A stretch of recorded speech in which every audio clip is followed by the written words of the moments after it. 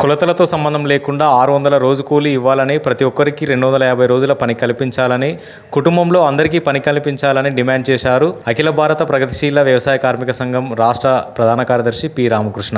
శనివారం నిజామాబాద్ జిల్లా ఇందల్వాయి మండలంలోని గ్రామాల్లో ఉపాధి హామీ కూలీల సమస్యలపై చేస్తున్న సర్వే సందర్భంగా ఏర్పాటు చేసిన సమావేశంలో ఆయన మాట్లాడుతూ, మహాత్మా గాంధీ జాతీయ ఉపాధి హామీ పథకాన్ని నిధులు ఇవ్వకుండా నిర్వీర్యం చేసే కుట్రలను ప్రజలందరూ ఐక్యంగా తిప్పికొట్టాలని, ఉపాధి హామీ పరిరక్షణకు పోరాటాలే మార్గమని, పోరాటాల ద్వారానే హక్కులను సాధించుకోగలమని అన్నారు. ఊర్లలో మిషన్లు వచ్చినాయి, వ్యవసాయంలో పని లేదు. ఒకవేళ ఉన్న ఎకరా 2 ఎకరాలతో బతకలేకపోతున్నాము. మా పరిస్థితి ఏంద్రనాయన, మా పిల్లలేంది, మేమేంది, మేము ఎట్లా బతకాలా, మా పొరగాలను ఎట్లా చదివించుకోవాలా, వైద్యం ఎట్లా చేయించుకోవాలనేటువంటిది ఒక మన తెలంగాణలో దేశవ్యాప్తంగా పెద్ద కొట్లాట చేయటం వల్ల 2006లో ఈ పని రావడం జరిగింది. వచ్చిన తర్వాత ఈ పనికి ఎంత కేటాయించాలని ఆ రోజు 1,20,000 కోట్లు, మన రమేష్ చెప్పినట్టుగా 1,20,000 కోట్లు బడ్జెట్ కేటాయించారు. తక్కువ బడ్జెట్ ఉన్న కాలంలో, అంటే 18-20 ఏళ్ల కింద ఇన్ని ధరలు లేవు. అయినా అంత కేటాయిస్తే ఇవాళ ఎంత కేటాయించాలా? తక్కువ 10 లక్షల కోట్లు కేటాయించాలా. ఇవాళ ఎంత కేటాయించారు? 60,000 కోట్లు మాత్రమే కేటాయించారు. ముందేముండే?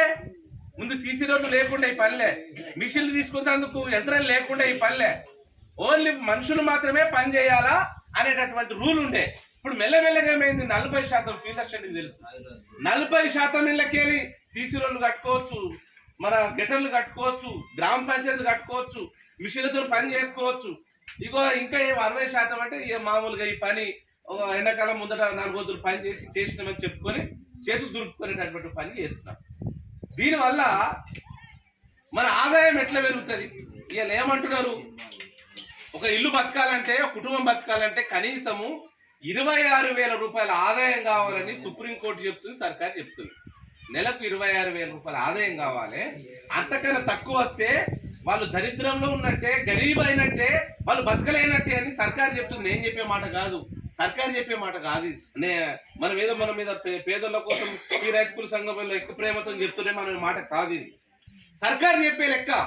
ఒక ఇంటికి 26,000 ఆదాయం రాకపోతే ఆ ఇల్లు గరీబ్ కుటుంబమే అని చెప్పేది.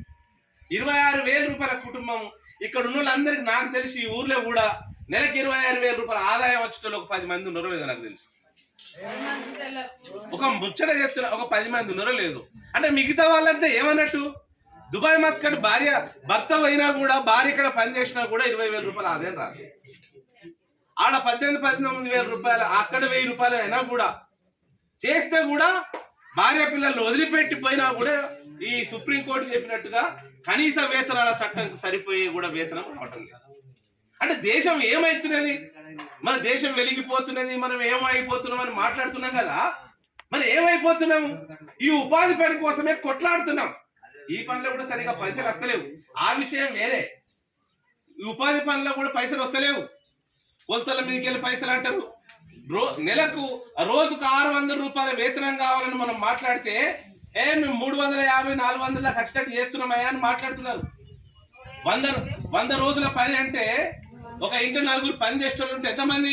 4 పని. మనం అందరం కూడా, మీరందరూ కూడా ఆలోచించాలని చెప్పడానికి ఎలక్షన్లు అయిపోయిన తర్వాత మేము వస్తున్నాం. ఎన్నికల కోసం మాత్రమే వచ్చే వాళ్ళు ఇప్పటిదాకా వచ్చిండ్రు, మొన్నటిదాకా వచ్చిండ్రు, వెళ్ళిపోయారు. వాళ్ళ గురించి వాళ్ళు చెప్పారు, తంసపులు వంచారు, ఏదో జరిగిపోయింది. అది వాళ్ళ పని.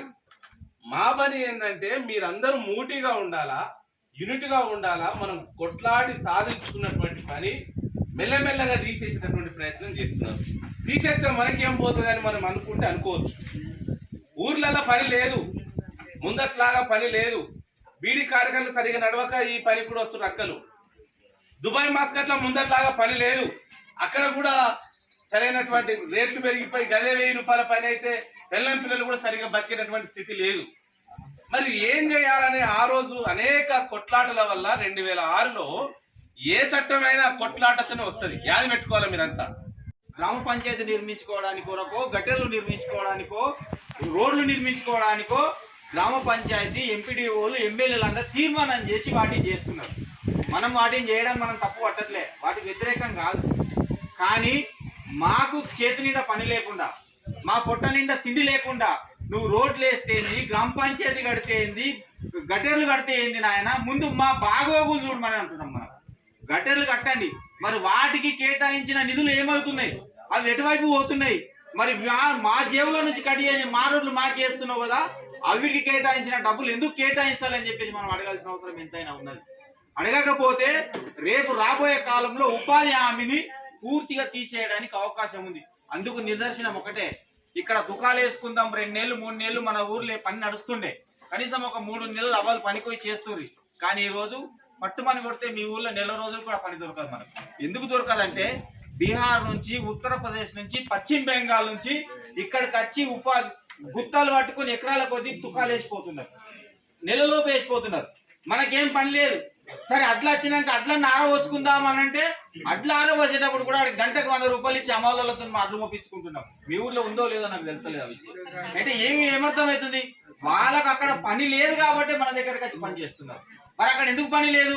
ఉపాధి హామీ కేవలం తెలంగాణ కొరకే ఉందా, ఆంధ్రప్రదేశ్ కొరకే ఉందంటే లేదు, భారతదేశ వ్యాప్తంగా ఉపాధి హామీ పని అని ఉన్నది.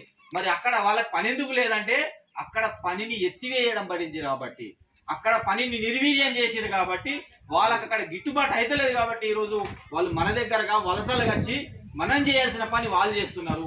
రేపు తెల్లారి మనమేటు పోవాలి, మన దగ్గర వాళ్ళు పని చేస్తే మనం రేపు తెల్లారి ఎక్కడికో ఒక చోట పోయి పని చేసుకున్న పరిస్థితి ఇక్కడ ఏర్పడబోతున్నది. ఒకనాడు వ్యవసాయం తర్వాత ఏదైనా పని ఉన్నది తెలంగాణలో అంటే, భారతదేశంలో తెలంగాణలో అత్యధికంగా పని ఏదో ఉన్నదని అంటే బీడి పరిశ్రమ అనే కుటీర పరిశ్రమ కింద గత 100 సంవత్సరాలుగా నిజామాబాద్ జిల్లా, కరీంనగర్, ఆదిలాబాద్, వరంగల్ జిల్లాలకు ఆనుకొని బీడి పరిశ్రమ, ఈ బీడి పరిశ్రమలో పనిచేసే కార్మికులకు నీతిగా నిజాయితీగా వాళ్ళకు విలువగల బతుకుతారని చెప్పేసి ఒక పేరు ఉండే. కానీ ఇవాళ బీడి పరిశ్రమ అంటే, బీడి కార్మికురాలు అంటే వాళ్ళ పని లేక పని చేస్తున్నారని అంటున్నారే తప్ప వాళ్ళ పొట్ట గురించి పని చేస్తలేరనే పరిస్థితికి వచ్చింది. అంటే దీని అర్థం బీడి పరిశ్రమ పోయింది, ఉపాధి పని పోయింది, తుకాలేసే పని పోయింది, కోసే పని పోయింది. రేపు తెల్లారి ఏం చేసుకొని బతకాలా మనం? వాళ్ళు ఇచ్చే పెన్షన్ల మీద ఆధారపడి బతకాలా, వాళ్ళు ఇచ్చే ఓట్ల కొరకు ఇచ్చే పైసల మీద ఆధారపడి బతకాలా? మన పరిస్థితి ఏం కావాలి? కార్యక్రమంలో ఏఐపీకేఎంఎస్ జిల్లా నాయకులు ఈ రమేష్, ఐఎఫ్టియు జిల్లా సహాయ కార్యదర్శి ఆర్ రమేష్, ఏఐపీకేఎంఎస్ జిల్లా సహాయ కార్యదర్శి డి సాయిరెడ్డి, నాయకులు B Kishore, CPIML mass line Armoor division నాయకులు R Damodar, M Limbadri, B sarpanch Sailu, S Kishore, J Balareddy, J Erranna, B Peddanna, D Dontula Srinivas తదితరులు పాల్గొన్నారు.